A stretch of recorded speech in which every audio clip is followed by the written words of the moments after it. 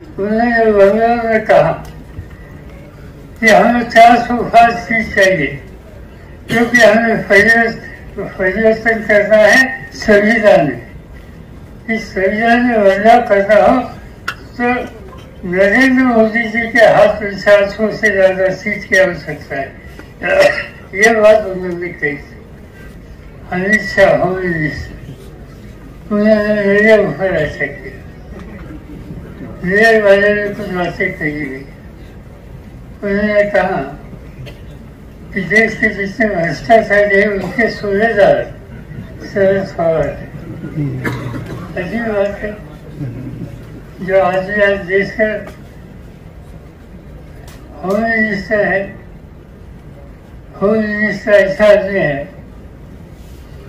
कि जब गुजरात में थे वहाँ कानून का गलत इस्तेमाल किया, इसके लिए सुप्रीम कोर्ट से उनको गुजरात से तजुर्बा किया। जो आदमी जिसे सुप्रीम कोर्ट ने तजुर्बा किया था वो आज देश की रक्षा करने के या देश के होम मिनिस्टर की जिम्मेदारी और इसलिए हम कहाँ जा रहे ये सोचने का ये समय।